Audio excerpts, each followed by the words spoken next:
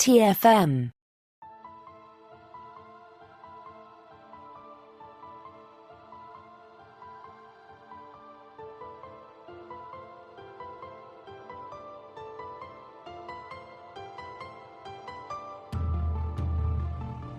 Welcome, Boomers, to another episode of Warp 5, our dedicated Star Trek Enterprise podcast. I'm Christopher Jones, and with me, as always, is my esteemed co-host, Matthew Rushing. And Matthew, I'm pretty sure I saw you get vaporized by Silic since our last recording. What are you doing here now?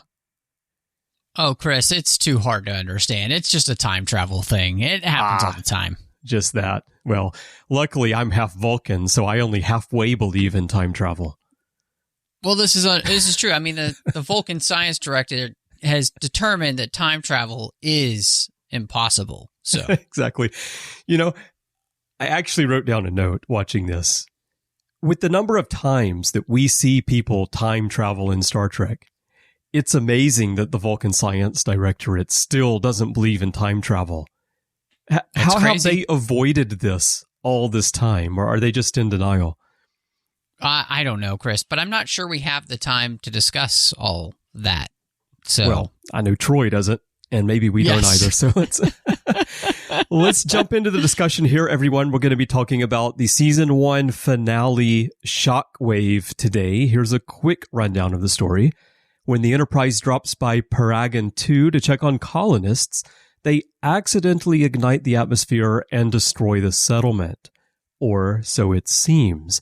As the investigation unfolds, Archer gets assistance from Crewman Daniels, back from the dead, and learns that the Temporal Cold War is heating up, and that it is the Suliban, not the Enterprise crew, who are to blame for the accident. And there's more than just the lives of 3,600 colonists at stake. Earth itself may be destroyed.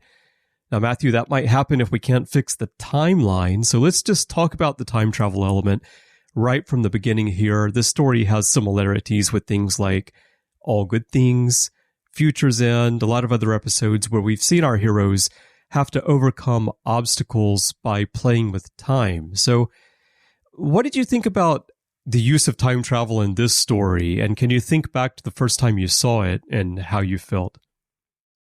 Yeah, I mean, it was really interesting going back to this because honestly, what struck me this time was how similar this story is actually to Star Trek VI. Mm-hmm. Before the time travel element, there is, I mean, it's very much the same story. Mm-hmm. The Enterprise being blamed for something that they didn't do to try and change the course of history, right? And so, I mean, to me, that was kind of cool to see because that's my favorite Star Trek movie. And so kind of referencing that in that way was fun. And then, yeah, I mean, to go and do and add time travel back into this and kind of bring in the Temporal Cold War again and everything like that, that was really fascinating. And in all honesty, what's great about this story, I think, is that this isn't as much a time travel story per se, because so much of it doesn't take place in a future or the past or anything. Mm-hmm. That's just really a way for them to be able to give us the things that Archer needs, you know, Mm-hmm. and I guess to bring him back in the Temporal Cold War. So, and I liked, again, like, watching this the way we have, I really liked that we've been building up to the Suliban being back in this way. And I think all of that really worked when you get to the revelation then too. So Mm-hmm. I don't know, how did you respond to the idea of like kind of making time travel a part of this, and especially since right now, and as we were joking, Vulcans don't agree with time travel being Right, even possible. And so in some ways it feels like this is the story that when we get to the second part, like, Vulcans aren't going to be able to really say that anymore. Yeah, right. Well, if I think back to when it first aired, I recall my reaction to it as being good. And I thought it was interesting. I like time travel stories, so usually I'm happy with them even if I've seen many of them. And I think it made sense here because we had been building up to this temporal Cold War thing, and we knew that there was someone playing around with time. And we have Crewman Daniels, who we've seen before, as sort of a catalyst for the story, for allowing Archer to find out the information that he needs. And so I thought it worked pretty well. Rewatching it here, it struck me how there are these similarities with All Good Things, because I watched that not too long ago. And when Archer comes back and he's able to tell them how to scan for the ship, how to build these things that they need, and he has this knowledge, technical knowledge of the future, that even Trip, who is the engineer, isn't familiar with this stuff, just as Data and Geordi were a little bit surprised at some of the concepts that they themselves had come up with, but that Picard revealed to them in the present time frame, and certainly in the past. It felt kind of familiar in that sense, but in a good way, because like I said, I like those kinds of stories. And yeah, like you said, it's not quite as much of a time travel story here because we don't have the ship traveling through time. We just have Archer shifting a little bit to be aware that these factions in the Temporal Cold War may be starting to cause trouble, and that he's more at the center of what's going on. Well, and it was interesting, too, watching this in conjunction with the fact that, you know, Star Trek Picard is on right now. And the second season, and the way in which, you know, that feels like bits and pieces of things that have been done before with their time travel stories remixed. And again, that's not necessarily a bad thing, right? You know, if you do it well, it's not a bad thing at all. So I think that's the thing here, that it felt like they were utilizing pieces of stories that they had done before, but in a way that played out well for the characters in this story and affected them pretty mightily, you know? So it's like they were able to do exactly what you want, which is to make it feel relevant to the characters you're telling stories about in this show. Yeah, right. You might feel a little bit of that element that I think is the reason that Rick and Brandon were not as keen on doing the Temporal Cold War in the beginning when they wanted to do a prequel series, in that you have humans in the 22nd century. It's the early days of space exploration for humans, and they're already caught up in this very futuristic conflict that's going on. And then you've got Archer jumping around to the 31st century and back. You've got Future Guy, who we'll talk about later, who's from the 28th century. We've got Daniels, who can move around here and there. And I think, you know, maybe for some people who want to be more purists about the prequel story and about humans easing out into space, it might feel like we're introducing some Star Trek elements from further down the timeline into these early stories too soon. Did you have any feeling like that? I don't think so. I mean, I think then and even now, one of the things that at least that I felt like what they were doing with the Temporal Cold War, and you know, obviously they had to because the studio wanted it. But to me, I think what they're trying to do is to show just how important Archer is, as well as the Enterprise in this mission. You know, the fact of this story here, that if we derail this one mission for this one ship, well, it's so pivotal to human history that everything hinges on it. You know, they don't, and I think that's what makes it kind of interesting, just for Archer himself, to kind of learn that a little bit from Daniels about how important they are, and that kind of then, I think, really affects the rest of the series in some ways. Like, Archer realizes more than he should, actually, because of everything that's happened. Everything he does has will echo in Star Trek history, right? And everything he does is going to have a major impact on what the future does look like.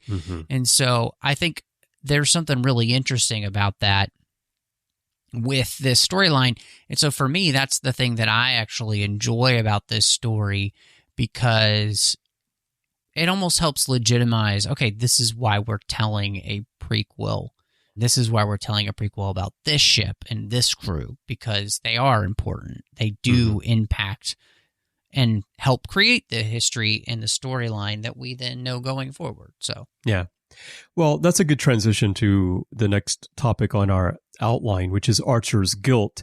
And once he understands, thanks to Daniels, the significance of his role and the significance of the role of the Enterprise in the future of humanity and Earth and Starfleet and all of this, of course, he feels that need to be certain that they succeed, because he knows that so much of history hinges on their success. But before he finds that out, he's already feeling like his role as the captain of the first Warp 5 ship is very important, and that the lives of everyone in Starfleet hinge on his success. And he feels like he has been a failure in his position as the captain and leading that mission. And then he starts to feel a lot of guilt, and he starts to withdraw.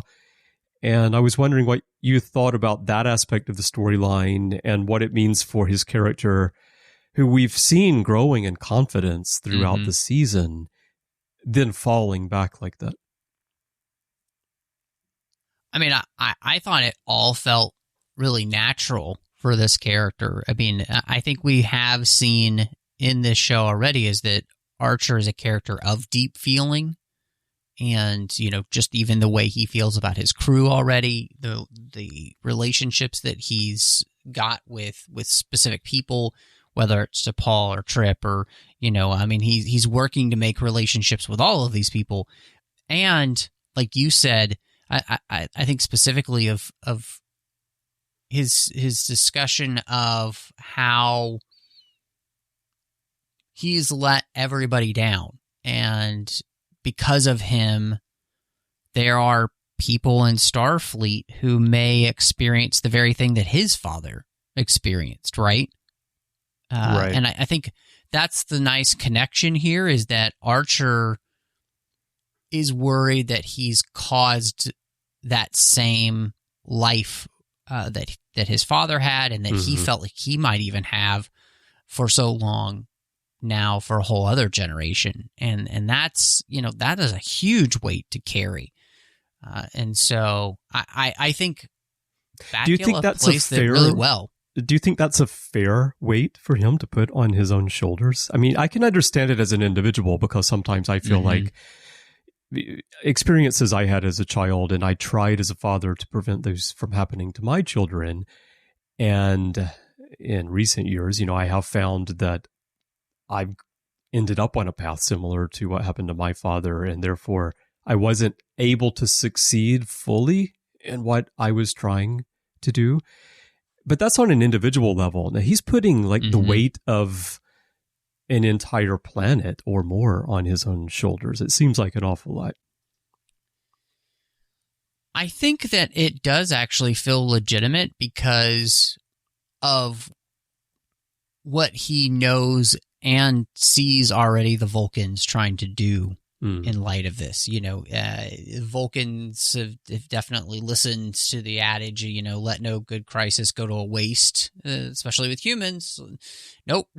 You got to pull it back, you know. And so I don't think that it's too far of a stretch for him to be feeling like this, especially in light of what he's already seen Vulcans do.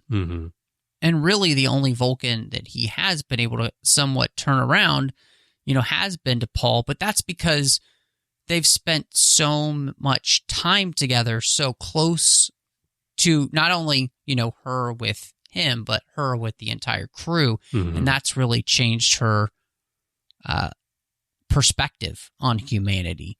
Yeah. that hasn't really happened to any of the other Vulcans back on Earth because they don't actually really spend much time with humans in relationship with them. So I don't know. Did you think that this didn't feel, or it felt like he was putting too much on himself, or did you feel like what? I don't know. What did you think? Not really. I think it works fine in the story. I'm thinking about him as a person and imagining putting that much weight on your own shoulders and how unrealistic it is for each of us to think that we can be responsible for that much and then to punish ourselves if we don't fully succeed, because it's so much to ask, one person to do. But of course, he is the captain. He is the leader of the only Warp 5 ship that's out there exploring. And this mission that they're on is a first for humanity. Yep. So I completely understand where he's coming from. Now, in terms of the prequel and the character and what they've been trying to tell in season 1, I think it works well. I was imagining, well, if this happened to Kirk, or if it happened to Picard or Sisko or Janeway, would they fall into the state the way that T'Pol describes it to Phlox, for example? She says that he seems to alternate between agitation, despondency, and guilt. He spends most of his time alone, so he's withdrawn from everybody, even though he's the captain.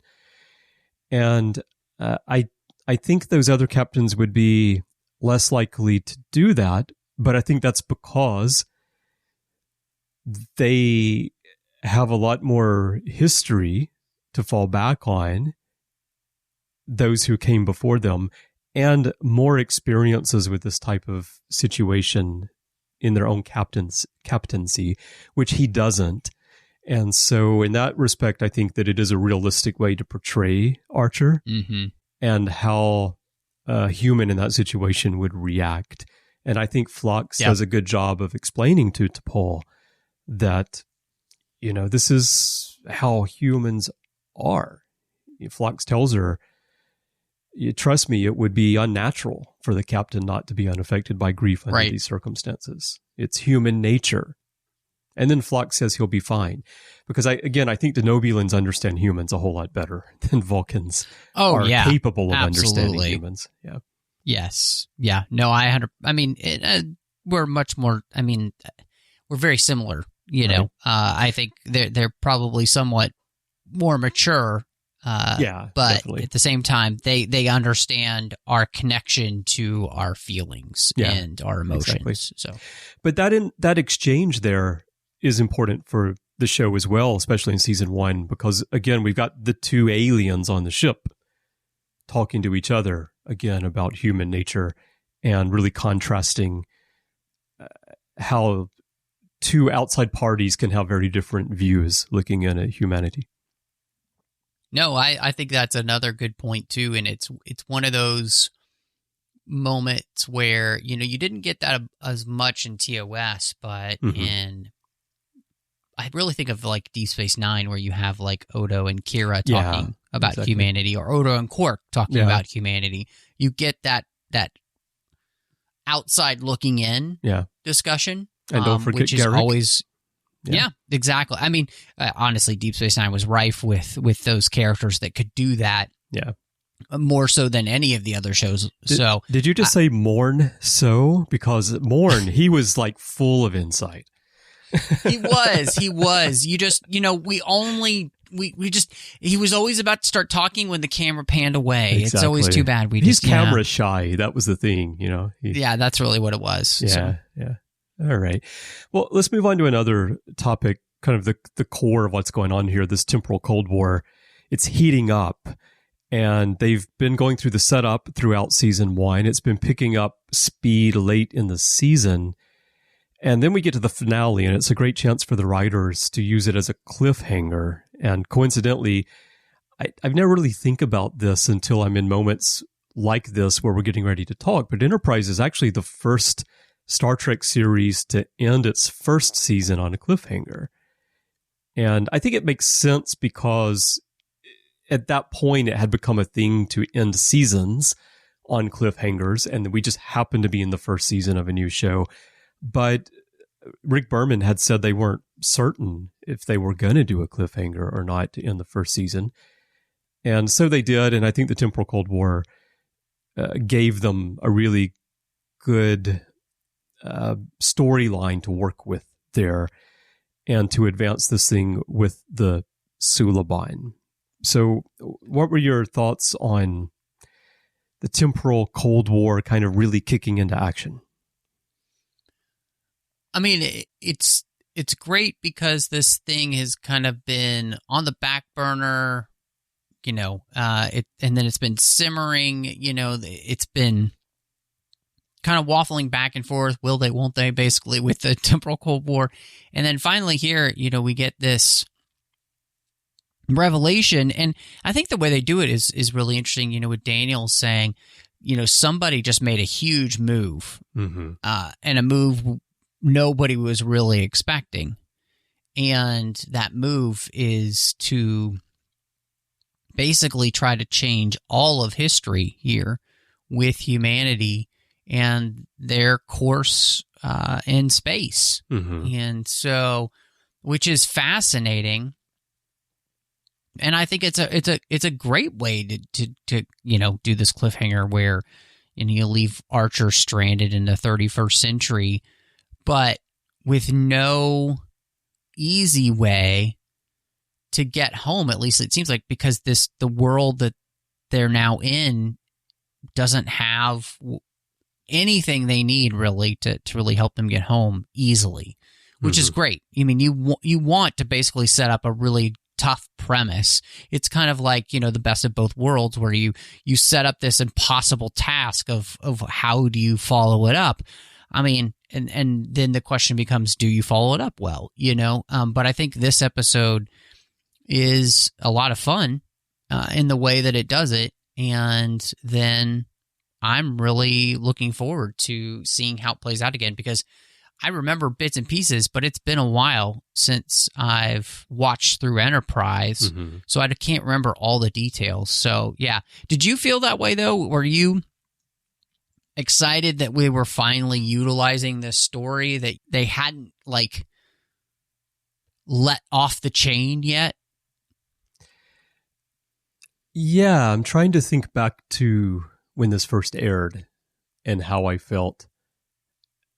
I think that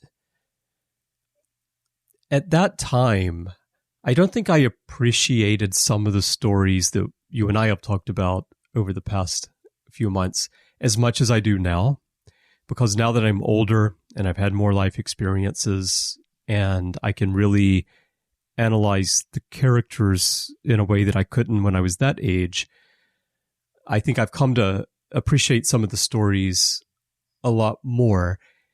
And I say that to say that when this came up at the end of season 1, I think I felt a little bit like it's nice that we're getting a bit more action and excitement going in the story, because some of season 1 was feeling a bit slow to me at that time. So yeah, I think that was probably my reaction was, okay, now we're kicking things into gear and let's see where this is going to go. And I don't think I was expecting this type of cliffhanger at the end of season 1 at the time. And so when it happened, it was like, oh, I get to wait through the summer and find out what happens again, like I used to do back in the day, right? And in that sense, yeah, I think it was pretty good. You mentioned Star Trek VI earlier, and there are some other parallels I felt in this story for that. It was like, well, if we could not have ignited the atmosphere, it means someone else did. Right. Yep. Someone nearby, just below us, a cloaked ship. It's like, It was that same storyline again. It was exactly the same. And there actually that element of them docking for a short bit undetected is an element that just got reused recently in the 4th season of Discovery. So Star Trek elements, they come and go and they come back around. Yeah. Yeah. Talking about Daniels, last time that we saw him, we thought that he had been killed. And they did lock down his quarters. It reminded me a little bit of after Spock was gone in the films and his quarters were locked down.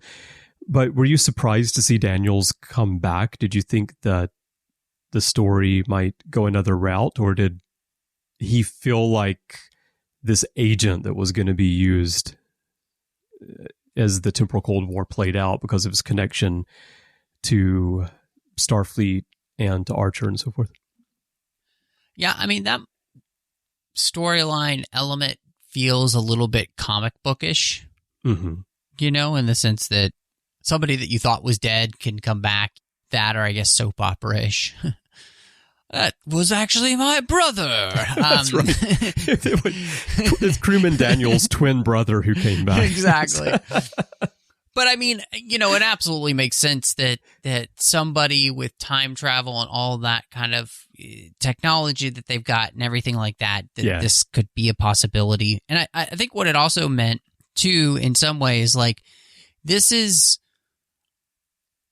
much crazier of a storyline than maybe we thought it was. If people that we thought were killed could actually come back. And I think what it kind of ups the stakes for us as to what's possible and what could actually happen. I mean, it just, you can do all sorts of different things with those possibilities opened. And, there are always possibilities. Yeah. Well, and they don't try to explain it too much either. I think Daniels just tells him, like, well, yeah, they killed me in a sense. But we don't really get into the details of what that is. And I also found Daniels' explanation to Archer about Archer himself in different time frames. Archer's asking him, well, who was that? And who just went to bed on the Enterprise? And Daniel says, well, that didn't happen yet. I like those kinds of stories. So for me, it was a pretty interesting one. Another element, Suliban. Let's talk about Suliban just for a moment, because we had the build-up. They sprinkled in the Suliban in Detained, and then we had 2 Days and 2 Nights again. So there was this build-up towards the Suliban being more involved. But did you see them as becoming a big player as they were here, where they actually carry out an attack to try to sabotage the Enterprise? Not just Silic, not just random Suliban who we meet here and there, but like an actual organized group carrying out this attack. Yeah, I mean, it worked for me because I felt like it was a nice bookend to the beginning of the season, where we do see that the Cabal is a pretty large organization. It is a good-sized sect of Suliban. Say that 3 times fast. And it really, I think, made good on them being major players in the storyline then for Enterprise to bring them back and to utilize them in this way. And, I think one of the things, too, is that it continues to bring up questions then, because we see more of Future Guy here. And I think really that what do they want and why, I think, and of course, that's a question that never, ever gets answered. So, right. Yeah. Well, Future Guy is another thing that I wanted to talk about a little bit, because we won't go into it here because we're not going to spoil those storylines. But in the Litverse, we do learn who Future Guy is, including his name and why he's doing these things, and also his fate. It all plays out in the novels. But sticking with what we see on the screen, which is what the majority of Star Trek fans consume, what did you think about how he's portrayed, how he's been portrayed thus far? And then what do you think about that popular fan theory that's been going around for a long time, that it's actually Archer from the future trying to correct the past or somehow, influence what he had done in the past. Did that ever make sense to you? That didn't make sense to me. I mean, unless it's like, is this, mere universe version of Archer in this universe? Because, like, why would Archer be wanting to sabotage himself? That just, I know Brandon kind of threw that out there, years ago as a possible thought that they had. But I just, that feels ridiculously silly and very soap opera-ish, honestly.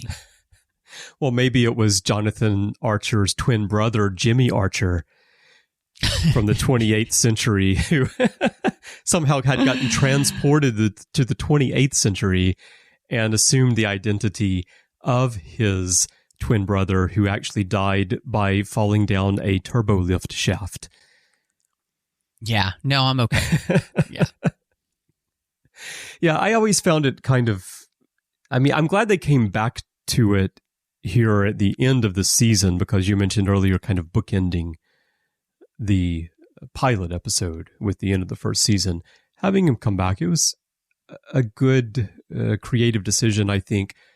But I found him to be an odd figure because there's not enough to go on as to why he's doing the things that he's doing, why he's helping others, why he's genetically modifying the Suliban, why Silik is helping him, and so forth. And I think if you had a story like modern Star Trek, like these seasons of Discovery or Picard, having that kind of mystery in the early episodes would be fine, because you know that it's going to be revealed sometime in the next, say, 10 episodes. But the way it's done here, it's just so open-ended, you don't really know why it's going on. Right. And it creates a bit of intrigue and a bit of mystery for the story, but I think at some point you need to pay that off more than what we ultimately got. Well, and I do think it's one of those places where this is not Deep Space Nine in the sense of, they planted a lot of seeds and they didn't always know completely where they were going, but in the end, it always feels like it really works. And here it's like I don't feel like they ever...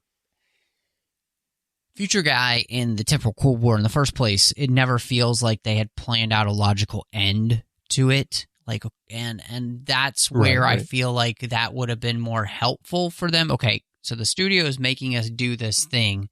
Okay, and if your plan is, to have 7 seasons, you should have figured out, okay, where are we going to fit this in? And then how do we, organically then find a way to wrap that up and answer the questions. So that way then you're writing towards something. And to me, that's always what helps writing better. I mean, it doesn't always work. I mean, you can look at the serialized version of Star Trek these days and they supposedly kind of know more where they're going, but it doesn't always make for a better, a more cohesive story either. So, Yeah.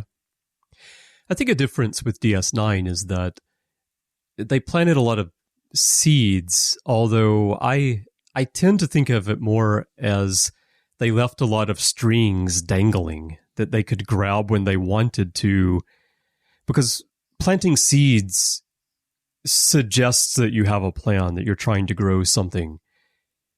And that happens from time to time, but what happens more often on DS9 is that they just leave these threads hanging, and they can grab one if they want to later on, if it makes sense, and expand upon it. But they can also just leave it dangling, and you don't really notice because you feel like that little element was resolved well enough. And the Temporal Cold War definitely feels more like the planting seed approach to it, where we need to go somewhere with this, but we haven't really considered where it's going to go.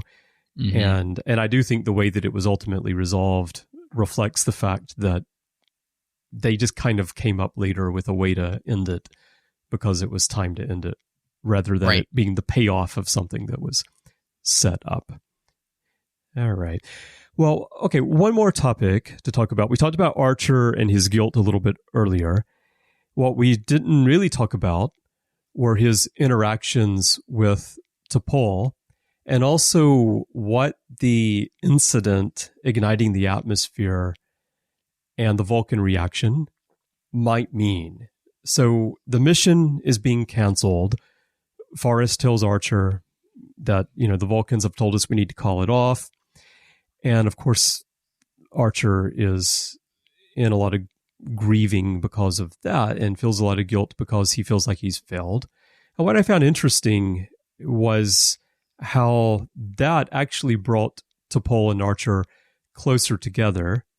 And T'Pol actually convinces Archer to push back against the Vulcans and says that she's willing to push back and convince her own government. Are you willing to do the same for yours?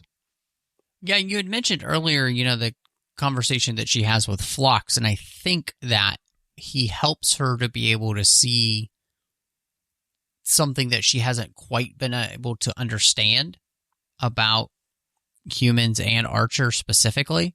And in that, I think it gives her the understanding of then how to handle the situation and how to say the right thing to Archer to get him kind of out of his funk and his bunk and get him moving, right? And get him questioning and looking at things. And in many ways, I think she doesn't realize this, but it is her conversation with him, I think, that makes him more receptive to Daniels, and you get the idea with the EM signature, and then I think it makes him to be able to put those pieces together more easily when Daniels brings him to the past, that, yeah, she's done a really good thing here. And I love this moment, too, because it's another kind of punctuation mark of T'Pol becoming more a part of this crew and being on humanity's side, being a partner, right? Yeah. Not somebody who is acting like a parent looking over their shoulder, being like, I saw that, but being more of a person who's willing to come alongside and truly be a partner in a way the Vulcans should have been probably from the first place. And the whole situation, everything probably would have been better if that had been done that way. Yeah, right. Well, I thought it said a lot that we ended the season with a Vulcan in command of the Enterprise, and we started the season with that same Vulcan questioning humanity's readiness to even go out into deep space and kind of being actively hostile as a member of the crew at the very beginning. And then we've seen her grow and feel more at home with the humans and feel more part of the crew. And then we've seen Archer shed some of his preconceived notions about Vulcans and warm up to T'Pol, and them start to work together. And that all came to fruition here at the end of the episode. And then finally, he leaves the ship in her command. And what I also thought was very telling is that when he says, I'm placing you in command of the Enterprise, he says, I advise you to maintain your present course and speed and to keep an open mind about what's happening and time travel and all of those things. He doesn't command her to maintain present course and speed. He just says, I advise you to, which I thought really showed his ability to trust T'Pol now and feel like he could leave his crew in her hands and he could trust her to take care of the crew and to try to find the best solution for Earth and for humans, not the best solution for Vulcans. Yeah. No, I think not only is that the case, but I also thought, he puts a lot of trust in her because he tells Trippy, like, T'Pol's the captain now. You know, it kind of brings to mind that moment in the Kelvin timeline, and he's the captain. Yeah, right. Yeah. So that passing of that torch, but I also thought that, you know, when you talk about the idea of like time travel, I think Archer you see his trust in Daniels in the sense that he has a thought in his mind, like something's up Daniels' sleeve, and so with time travel, we may be back with help before you know it, kind of thing. So, yeah, I think the whole thing there's a lot of really interesting things. There's a lot of nuance happening. But I think, like you said, there's a real beauty of that. They didn't even want her butt on the ship, you know? Right. Like, and now they're all willing to follow her as Archer leaves. And I think that speaks real volumes for the show. Yeah. Yeah. His only real orders at the end, other than advice, were to the rest of the crew. Like you said, he told Trip she's the captain, and he tells the rest of the crew to support T'Pol. And then the other order was, don't give cheese to Porthos. Yep. Yeah. Yeah. So I thought the story ended quite well there. And then the final scene in the 31st century, we see that the city's been devastated, and Daniels says, I was just having breakfast or lunch 30 minutes earlier, and everything was beautiful. And, 10 minutes ago it was beautiful, and now it's destroyed. But it doesn't seem like it just happened 10 minutes ago. It seemed like it happened a long time ago. And I thought that was an interesting way of throwing that one last twist for the cliffhanger of, yes, well, when did this happen? Because for all we know, this could have happened in the 22nd century. It could have happened a week after where we were. We don't know. Or maybe it just happened a year earlier or a day earlier. And it left us with a lot of intrigue to jump in the next season. One of the things that I think it does, too, is it shows you the realities of time travel with these rules, right? That one single thing could irrevocably alter the future with a terrible consequence, obviously playing around with the idea of the butterfly effect. Yeah. And so that one thing where, Daniel said, I was told to bring you here, and this was not supposed to happen. So you're like, whoa, okay, so like this time organization in the future from the 31st century that we think is basically omniscient in its understanding of like the flow of time apparently isn't. And I think that's the thing, like you said, it really leaves you with a great cliffhanger. Okay, something's really happening, and now I need to know what that is. Yeah, but you have to wait all summer. Exactly. But not anymore. Now you can just go watch the next part right away if you want. Yeah, I sometimes I feel bad for fans today that they can't have that experience of having to wait 3 months to find out if Picard's going to live or if Earth's going to be destroyed or whatever, Well, and I mean, I think one of the things too, and even as we're talking right now on the Artificial Tango 1 week at a time about Star Trek Picard, just the way we used to, when shows were coming out. And we do that, now with the shows that get released like that, like The Mandalorian or anything. And you have the other networks, like say like a Netflix or something, where they just kind of drop the whole season. And, I've found in my experience, for the most part, shows last longer in my memory when I have the experience of going week to week. Yeah. And then spending time online or with friends or whatever, talking in person about those episodes and speculating and all that stuff. And that's kind of where the fun is in that. Whereas, you just drop a whole season, you can watch the whole thing in a weekend. There's less fun in that because I think in some ways, like, you do realize that instant gratification is not actually as enjoyable, because if I wolf down an incredible steak, well, I might as well have just had a hamburger. Right. So no, you savor good food. And so that's what you hope these seasons are going to be like, is good food, and good wine.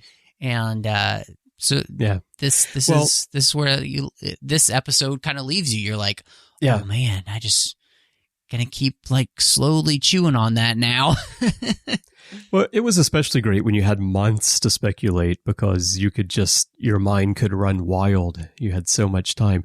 Because like with Picard right now, like you said, you and I are talking about each episode on the artificial tango, but I feel like the week goes by very quickly and I don't have as much time to consider what might be happening before we talk about it again. But I think that for people like us who love to talk about these things and speculate, dropping one episode per week is definitely the way to go.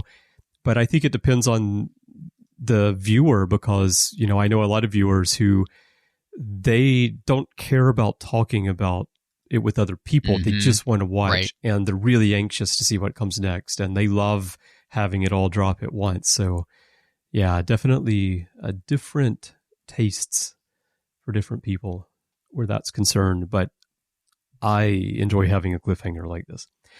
Well, Matthew, any final thoughts on Shockwave and season 1 even? And what's your rating for this? Yeah, I mean, looking back at season 1, I'd say, this is a strong season of Star Trek. I feel like this season is much maligned by people for some reason, and I think it's actually pretty good.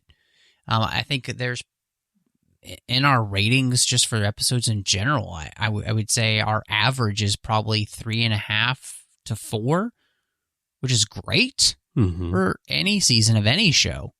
So I've really enjoyed rewatching season 1, and I think this is an excellent cliffhanger.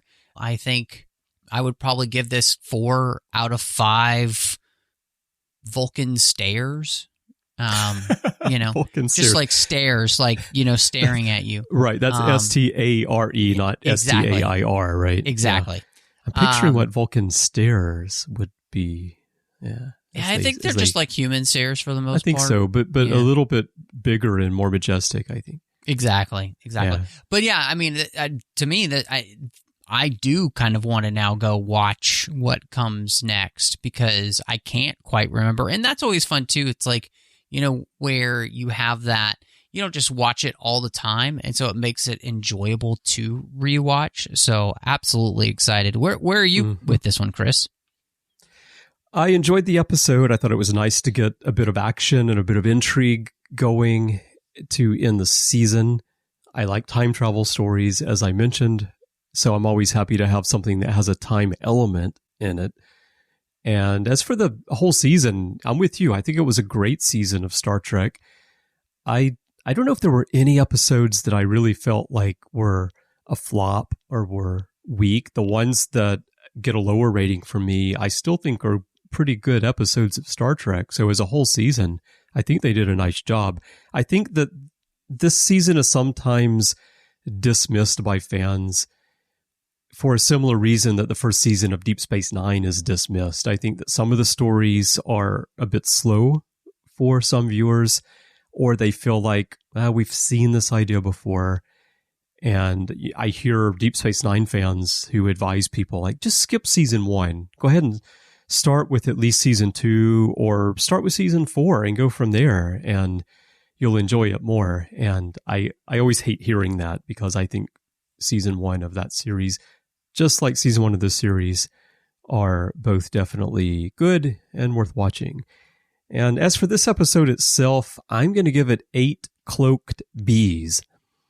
All right, everyone. Well, we would love to hear your thoughts on Shockwave and season 1 of Enterprise as a whole. There are many ways for you to share those thoughts with us.